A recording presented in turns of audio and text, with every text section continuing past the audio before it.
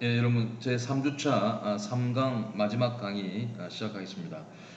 자, 1, 2강까지는 말씀드린 것처럼 우리가 경찰의 기본적 임무에 대해서 살펴봤고요. 3강에서는 경찰의 수단과 경찰의 관할에 대해서 말씀드리겠습니다. 먼저 경찰의 수단 세 가지에 대해서 말씀을 드리죠. 군대를 제외한다면 경찰은 물리적 강제의 합법적 사용을 독점하고 있는 국가기관에 해당합니다. 경찰은 전통적으로 명령과 강제라는 권력적 수단을 통해서 공공의 안녕과 질서를 유지하고 있습니다. 하지만 생활상의 복잡화와 복지주의적인 급부 행정의 강조로 인해서 경찰의 임무도 서비스 작용을 포함하게 됐고, 이를 위해서 지도, 계몽, 권고, 조언, 급부 행위 등과 같은 다양한 비권력적 수단을 활용하게 되었죠. 또한 범죄 수사를 위해서는 형사소송법상의 다양한 임의 수사와 강제 수사 방식을 통해서 수사 목적을 달성하고 있습니다. 먼저 권력적 수단인 명령과 강제에 대해서 살펴보겠습니다. 경찰은 사회 공공의 안녕과 질서를 유지하기 위해서 명령, 금지, 강제와 같은 권력적 수단을 사용하는 것을 특징으로 하죠. 즉, 경찰기관은 위험을 방지하거나 경찰 위반 상태를 제거하기 위해서 일반 통치권에 근거해서 명령 강제함으로써 경찰에게 주어진 임무를 수행을 합니다. 이러한 권력적 수단은 경찰행정법상 경찰 하명과 경찰 강제 두 가지로 크게 구분할 수 있습니다. 경찰 하명과 경찰 강제에 대해서는 더 자세한 내용은 여러분 2학년 때 행정법 시간에 배우도록 하고, 여기 총론 시간에는 간단하게만 말씀을 드릴게요. 자, 첫째, 경찰 하명입니다. 경찰 하명은 경찰기관이 사회 공공의 안녕과 질서 유지라는 경찰 목적을 달성하기 위해서 국민에게 자귀, 부자기, 급부, 수인 등의 의무를 명하는 경찰 처분을 말합니다. 말은 어렵지만 사례를 통해서 말씀드리면 여러분 크게 어려울 것입니다. 먼저 자귀 하명이라는 것이 있는데, 이건 뭐냐면 어떤 행위를 할 것을 명하는 것이죠. 불특정 다수의 일반인에 대한 것, 예를 들면 신호 준수, 그 다음에 특정인, 예를 들면 집회신고서 제출하라, 이런 것들이 있을 수가 있죠. 두 번째는 이제 부작위 하명이라는 것이 있는데, 이건 경찰 금지라고도 하는데요. 소극적으로 어떤 행위를 하지 아니할 것을 명하는 것이죠. 예를 들면 운전면허 없는 자에 대한 운전금지. 자, 여러분들이 운전을 하기 위해서는 운전면허증을 따잖아요. 이게 바로 경찰의 부작위 하명에 의한 것입니다. 세 번째는 이제 급부하명이라는 것이 있는데, 금전이나 물품의 급부를 명하는 명령인 것이죠. 경찰 업무와 관련된 각종 수수료를 납부한다든지, 그 다음에 교통법규 위반으로 인한 과태료를 납부한다든지, 이런 의무를 급부하명이라고 합니다. 그 다음에 수인하명은 경찰 강제에 대해서, 경찰의 어떤 명령하고 그 다음에 강제하고 금지하는 것에 대해서 저항하지 않고 참아야 되는 의무를 말하는 것이죠. 이게 이제 경찰 하명이고, 두 번째는 이제 경찰 강제입니다. 경찰 강제는 쉬운 말로 실력 행사인데, 뭐냐면 경찰상 의무를 실현시키는 권력적인 작용으로서 경찰상 강제 집행과 즉시 강제, 이렇게 또 두 가지로 나눌 수 있어요. 그래서 이를 통해서 강제 집행과 즉시 강제를 통해서 개인의 신체, 재산, 가택 등에 대해서 직접 실력을 행사해서 경찰 목적을 달성하는 것이 바로 경찰 강제가 됩니다. 경찰상 강제 집행과 경찰상 즉시 강제에 대한 내용을 말씀드리죠. 경찰상 강제 집행이라고 하면 경찰 의무자가 의무를 불이행했을 때 의무자의 신체나 재산 등의 실력을 가해서 의무를 이행시키거나 이행된 것과 같은 상태를 실현하는 경찰 작용을 말합니다. 강제 집행의 수단으로서는 주차 위반 차량을 견인하는 것 등과 같은 대집행이라는 것이 있고, 또 그 다음에 교통법규를 위반했을 때 과태료 처분을 하는 것과 같은 행정벌이라는 것이 있고, 또 길에 있는 어떤 공작물 등에 대한 위험방지 조치를 하라는 것, 또는 집회가 끝나고 도 해산을 하지 않아서 해산 명령 후에 집회자를 해산하는 것과 같은 직접 강제 조치가 있고, 또한 범칙금을 징수하는 것과 같은 강제 징수, 이런 것들이 경찰상 강제 집행의 종류이자 수단에 속합니다. 그다음 두 번째, 이제 경찰상 즉시 강제라는 것이 있는데, 앞에 강제 집행과는 다르게 의무 불이행과는 상관없이 급박한 경우에 가능한 겁니다. 즉 경찰상 위험이 존재하거나 장애 발생이 목전에 급박한 경찰상 장애를 제거해야 될 경우, 경찰기관이 성질상 개인에게 의무를 명해서는 경찰 행정 목적을 달성할 수 없거나 혹은 미리 의무를 명할 시간적 여유가 없는 경우에 경찰 행정기관이 직접 개인의 신체나 재산에 실력을 가해서 경찰상 필요한 상태의 실현을 목적으로 하는 작용을 의미합니다.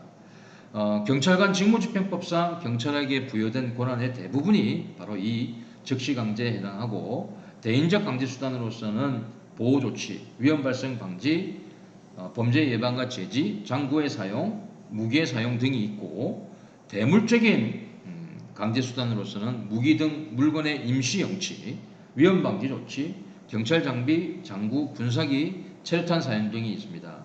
이러한 경제법상 즉시강제 수단에 대해서는 우리가 강의 후반부에 매우 자세하게 학습할 겁니다. 자, 이렇게 해서 권력적 수단에 대해서 봤고요. 두 번째, 이제 비권력적인 수단은 자유와 권리를 제한하지 않는 경찰 활동이고, 뭐 계몽, 지도, 서비스 이런 것들이 있다고 했는데, 이미 우리가 다 설명을 했기 때문에 또 별도로 추가적으로 설명을 하지 않겠습니다. 세 번째, 이제 범죄 수사를 위한 수단이 있죠. 대표적으로 형사소송법에 따른 임의수사와 강제수사가 범죄 수사를 위한 수단입니다.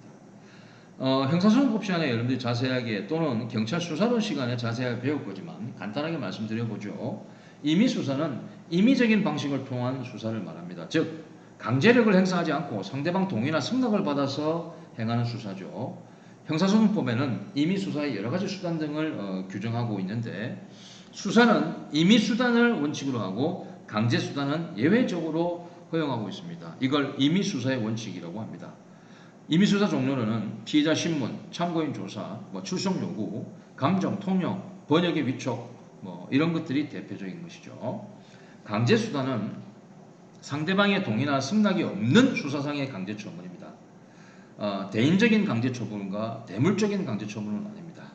사람에 대한 강제처분에는 현행 범인 체포, 긴급체포, 체포영장에 의한 체포, 구속 등이 있고, 물건을 상대로 한 강제처분, 대물적 강제처분에는 압수수색, 검증이 대표적인 것이죠. 강제처분 내지 강제수사는 형사사법에 있어서 불가고란 제도지만 이로 인해서 개인의 기본권을 침해하는 필요악이죠. 따라서 강제처분을 제한하기 위한 법적 규제가 필요하게 됩니다. 따라서 형사소송법에서는 강제처분은 법률에 특별한 규정이 없으면 하지 못한다라는 규정을 두고 있습니다. 이것을 바로 강제처분 법정주의 또는 강제수사 법정주의라고 합니다. 자, 이렇게 해서 경찰의 수단에 대해서 말씀을 드렸고요. 다음은 경찰의 권한이 미치는 범위의 문제인 경찰의 권한에 대해서 살펴보겠습니다. 경찰의 권한은 사물관할, 인적관할, 토지 또는 지역관할, 이렇게 세 가지로 나눌 수 있습니다. 먼저 사물관할에 대해서 설명드리겠습니다. 사물관할이라고 하면 경찰이 처리할 수 있고 또 처리해야 되는 사무 내용의 범위를 말하는 겁니다. 경찰의 바로 세 가지 기본적인 임무, 우리가 살펴본 공공의 안전과 질서의 유지, 범죄수사 서비스, 이거와 동일한 거죠. 사물관할이라고 하는 건. 그래서 사물관할의 범위를 넘는 분야는 당연히 경찰이 개입해서는 안 됩니다. 또 경찰의 사물관할에 대한 위반은 경찰 작용의 위법이라는 결과를 초래하게 됩니다. 즉 경찰의 임무 규정 위반은 임무를 벗어난 어떤 작용을 했을 경우에는 그 작용은 원칙적으로 무효가 됩니다. 또 사물관할에 반하는 경찰 명령 역시 무효가 되죠. 예컨대 우리가 경찰이란 무엇인가라는 동영상을 봤죠. 그 동영상에서 휴지를 주워 주십시오. 그 다음에 PT 해주세요라는 그런 명령이 있죠. 그거는 경찰의 사물관할에 반하는 명령이죠. 그래서 무효가 됩니다. 그리고 위법한 작용이 되기 때문에 손해배상의 대상이 되는 것이죠. 사물관할과 관련해서 우리가 특별히 또 얘기해야 될 게 바로 일반 사법경찰관리와 특별사법경찰관리의 사물관할에 관한 것입니다. 일반 사법경찰관리는 보통 경찰기관에서 수사를 담당하는 사법경찰관리를 말하죠. 여러분들이 알고 있는 그 수사관들을 얘기하는 겁니다. 근데 특별사법경찰관리는 뭡니까? 산림, 해사, 전매, 세무, 철도, 군수사기관, 기타 특별한 상황에 관해서 수사를 담당하는 보통 경찰기관이 아닌 행정기관 소속 수사관을 얘기하는 거죠. 자, 이게 이제 이렇게 해서 이제 달라지고 일반 사법경찰관리의 사물관할의 범위는 매우 포괄적입니다. 다만 특별사법경찰의 사물관할은 지역적이고 사안적으로 한정이 되는 거죠. 특정한 지역에서 특정한 사항에 대해서만 이루어지기 때문에 사물관할이 일반 사법경찰관리보다는 매우 좁죠. 네, 그렇습니다. 사물관할은 여기까지 설명드리면 되고요. 그 다음에 인적관할은 바로 넓은 의미의 경찰권이 적용되는 인적 범위를 얘기하는 거죠. 원칙적으로 경찰권은 자연인, 법인, 회사와 같은 법인, 그 다음에 내국인, 외국인을 불문한 모든 사람에게 적용됩니다. 다만 예외가 있습니다.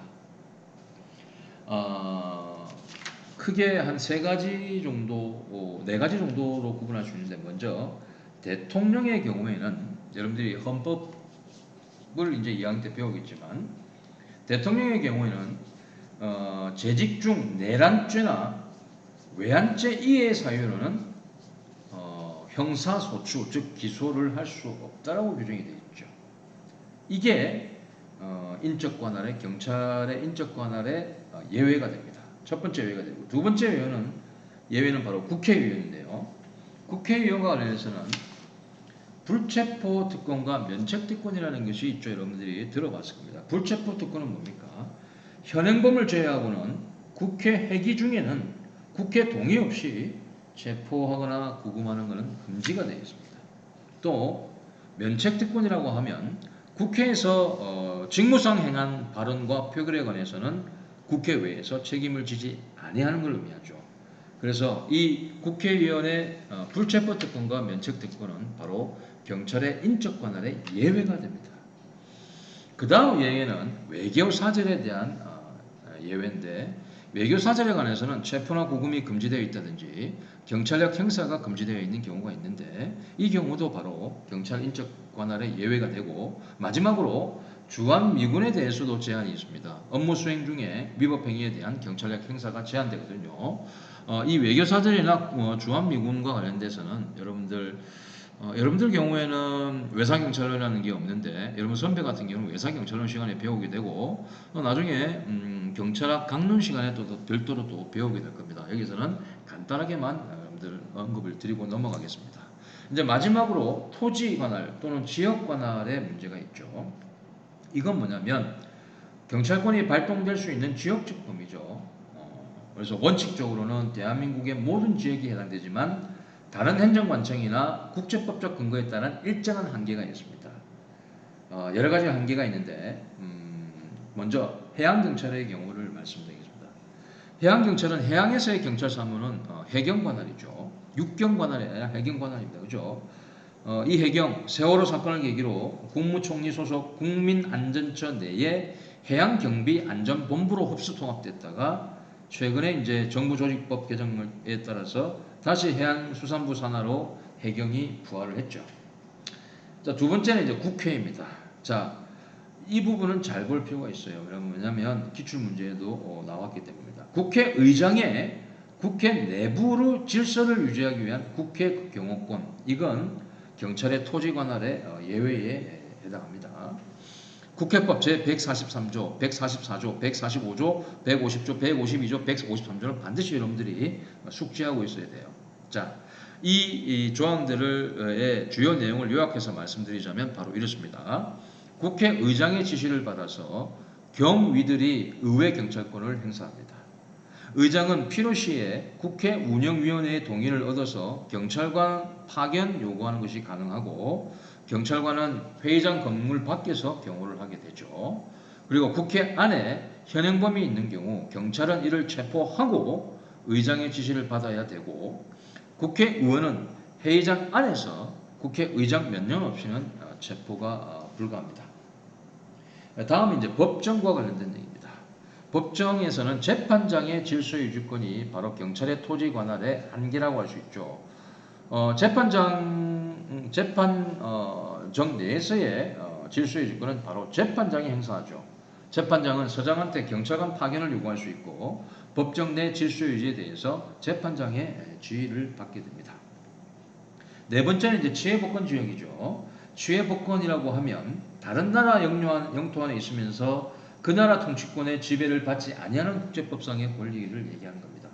따라서 외교공관과 외교관의 개인주택, 외교공관과 외교관의 개인주택은 국제법상 취해복권 지역이기 때문에 경찰권이 개입될 수 없는 불가침의 영역이 됩니다. 또한 경찰은 외교사절의 요구나 동의가 없는 한 직무 수행을 위해서 그 영역에 들어갈 수가 없습니다.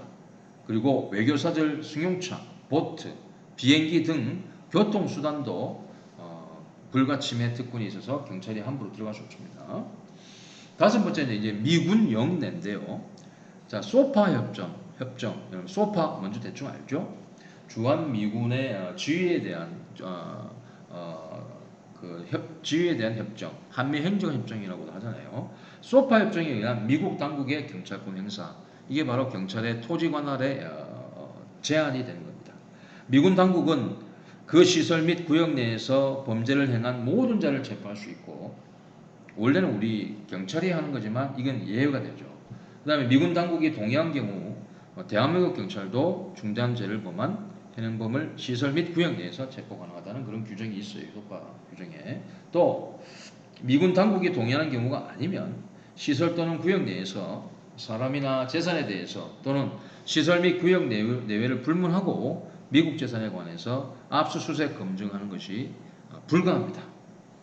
자, 이러한 것들이 바로 경찰의 토지 관할의 예외 또는 제한의 문제가 되고, 취해법권 지역이나 미군 영내에서의 토지 관할의 제한, 이런 문제들은 또 경찰 외사론을 다루는 경찰학 강론 시간에 여러분들이 구체적으로 배울 겁니다.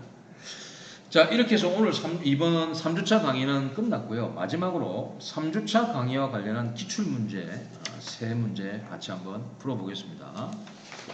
자, 경찰의 임무에 대한 설명으로 가장 적절하지 않은 것은 여러분 몇 번이 답일까요? 자, 1번 공공의 안녕과 질서에 대한 위험 방지가 경찰의 궁극적 임무를 할 수 있다. 자, 세 가지 임무를 얘기했고 그 중에서도 가장 기본적이고 궁극적인 임무가 바로 이거라고 했죠. 1번은 맞습니다. 2번 공공질서 개념 사용 가능 분야 점점 축소되고 있다는 것 말씀드렸죠. 자, 성문법화된다는 얘기죠. 그래서 불문법 규범이 아니라 성문 규범이 되기 때문에 이건 이미 공공의 안녕 개념에 기반한 경찰권 행사로 바뀌는 겁니다. 그래서 공공질서 개념을 사용할 여지가 없어요. 그리고 3번을 볼까요? 공공의 안녕이라는 개념은 자, 법질서 불가침성, 국가의 존립 및 국가 기능의 기능성의 불가침성, 그 다음에 하나가 더 있죠. 사실은 개인적인 영역 차원에서 또 있었지 않습니까? 이렇게 나눌 수 있는데, 공공의 안녕의 제1요소가 국가의 존립 및 국가기관의 기능성의 불가침성이다. 이 말이 맞습니까? 틀립니까? 제가 말씀드렸죠. 공공의 안녕의 제1요소는 법질서의 불가침성입니다. 법질서의 불가침성. 그래서 3번 지문은 틀렸죠. 4번 자, 위험 방지 개념과 관련된 내용이죠. 말씀드렸습니다. 경찰 개입은 적어도 추상적 위험이 있을 때 가능하다라고 말씀드렸죠. 그래서 4번도 맞는 거고 답은 3번이 되겠습니다. 다음 문제, 경찰의 기본적인 임무 및 수단에 대한 아주 포괄적인 문제가 되겠죠. 자, 가장 적절하지 않은 것은 같이 풀어볼까요? 1번, 경찰 강제에 대해서 말씀드렸죠. 방금 전에 경찰 수단에 대해서, 권력적 수단에 대해서 말씀드렸는데 경찰 강제에는 경찰상 강제 집행과 경찰상 집행 강제가 있는데 블라블라블라블라. 맞습니까? 틀립니까? 틀립니다. 왜냐하면 경찰 강제에는 경찰상 강제 집행과 즉시 강제로 나뉜다고 했죠. 그리고 직접 강제는 강제 집행의 한 유형에 속하죠. 그래서 1번 질문은 틀렸습니다. 2번 질문은 조금 전에 봤던 문제하고 동일하죠. 문제 질문하고 동일합니다. 그죠? 맞는 내용이고 3번 경찰의 직무에는 범죄 예방과 진압, 범죄 피해자 보호가 포함된다. 맞습니다. 그죠? 경찰법 제2조, 경직법 제3조에 이게 경찰의 기본 임무로 규정되어 있습니다. 그다음 4번 또 말씀드렸죠. 경찰의 그 수단에 대해서 말씀드렸죠. 자, 범죄 수사 목적을 달성하기 위한 수단은 두 가지다. 임의 수사, 강제 수사. 형소법에서는 임의 수사를 원칙으로 하고 강제 수사를 예외적으로 허용하고 있다고 했죠. 그리고 이걸 임의 수사의 원칙이라고 말씀드렸죠. 그래서 이 문제의 답은 1번이 되겠습니다. 자, 마지막 문제 보죠. 제가 말씀드렸죠. 경찰의 토지 관할, 지역 관할에 관해서 이 국회법은 잘 숙지하고 있어야 된다. 문제가 출제됐거든요. 자, 틀린 건 몇 번일까요, 여러분? 자, 결론만 말씀드릴게요. 답은 4번입니다. 왜냐하면 국회법 제120조에 따라 경이나 국가경찰공무원은 국회 안에 현행범이 있을 때에는 국회의장한테 보고 후 지시를 받아 체포하는 것이 아니라 체포한 후에 의장의 지시를 받아야 하기 때문입니다. 그래서 답은 4번입니다. 자, 3주차 강의 여러분 생각보다 쉽지는 않았을 겁니다. 굉장히 이론적인 문제임에도 불구하고 경찰학 개론에 기출 이미 출제된 바가 있죠. 그래서 좀 어렵기는 합니다만 여러분들이 정확하게 내용을 숙지할 필요가 있다라는 생각이 들죠, 여러분. 자, 이렇게 해서 3차 강의 끝내고 자, 다음 이제 4주차 강의에서는 경찰의 조직과 직무 좀 더 실무적인 분야죠. 3주차 강의보다는 덜 이론적인 색깔을 가진 내용입니다. 경찰의 조직과 직무에 대해서 살펴보고 시간이 허락되면 경찰 공무원법의 내용 일부를 살펴보도록 하겠습니다. 자, 3주차 강의 들으신다고 수고 많으셨고요. 거듭 말씀드립니다만 각 주차 출결은 강의를 듣는 것도 마찬가지지만 그것에 더해서 제가 드리는 퀴즈를 매주 일요일 해당 주 일요일 24시까지 자정까지 응시해야지만 출결이 인정되고 그러지 않으면 늦게 뭐 응시한다든가 이런 경우에는 지각으로 되고 아예 응시하지 않으면 결석 처리됩니다. 3시간. 이 부분은 여러분들 스스로가 챙길 수 있는 부분인데 못 챙겨서 나중에 불이익을 받지 마시기 바랍니다. 그리고 다시 한번 강조드립니다만 여러분 답답하시겠지만 지금은 움츠려들 때입니다.